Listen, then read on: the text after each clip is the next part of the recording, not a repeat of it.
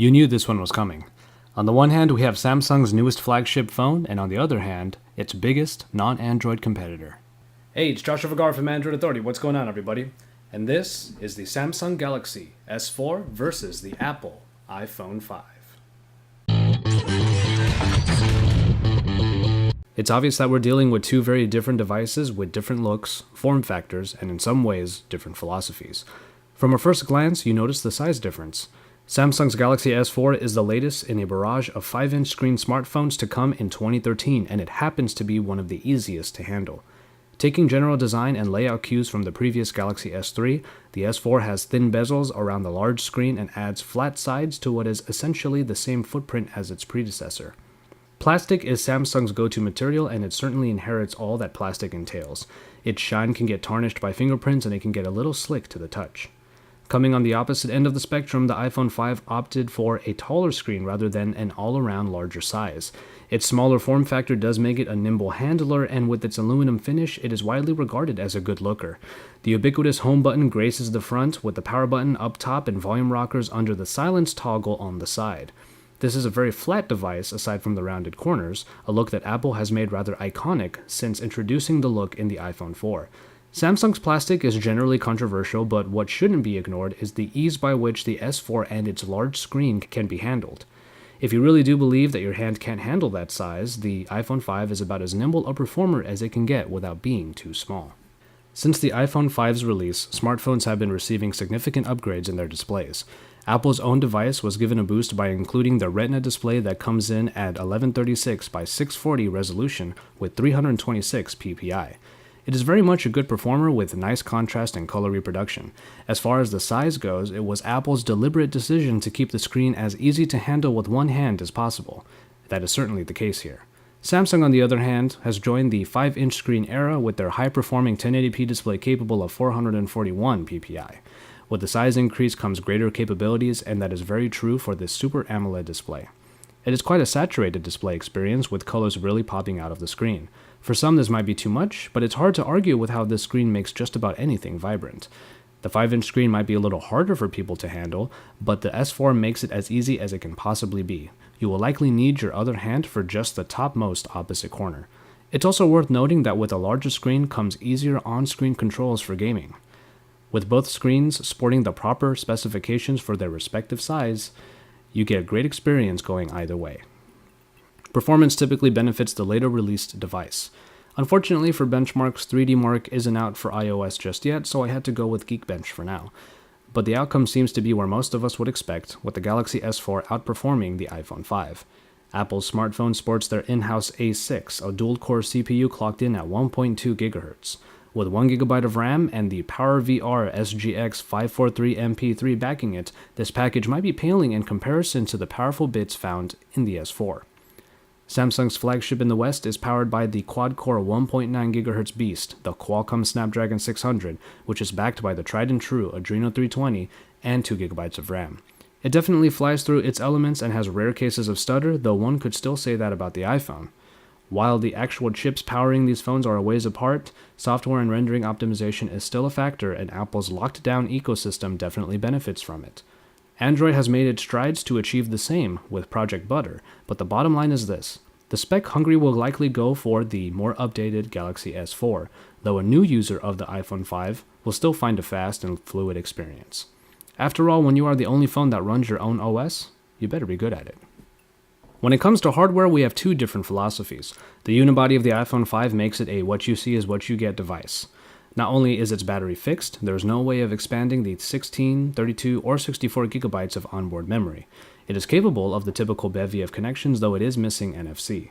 The Galaxy S4, on the other hand, takes advantage of the plastic design by having a removable back. Underneath it is a removable battery and a micro SD card slot. Throw on top all of this the long list of new sensors, and you have a smartphone capable of a whole lot. I do have to mention, however, that the iPhone benefits from an extensive accessories pedigree. While its new docking connector has been rather controversial, it is still possible to use an adapter for the hundreds of accessories already available. Samsung hopes the S4 will follow suit with its own laundry list of accessories and growing third-party support started by the S3. The S4 offers more in included hardware, but if you're coming from a previous Apple device, you might have a better time going with the 5 as it will allow you to continue using the many accessories you may have invested in. Size perhaps matters most when it comes to battery life in this comparison. The iPhone 5 sports a 1440 mAh battery, which is a very low number compared to many smartphone offerings found these days. It is worth mentioning, however, that the A6 processor does its job of being power frugal. It gets a very decent battery life given its battery size, though the end of the day is often a bit of a gamble. We all have friends who have asked that typical question time and again. Anyone have an iPhone charger?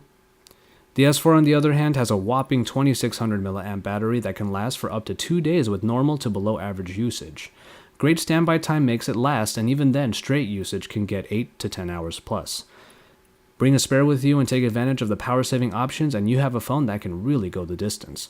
If you need a long-lasting performer, there's no doubt that the S4 bests the iPhone in that sheer amount of time. The camera situation is rather interesting. While the iPhone has been regarded as having great optics that have been used for a few indie films, the Galaxy S3 was able to rival it.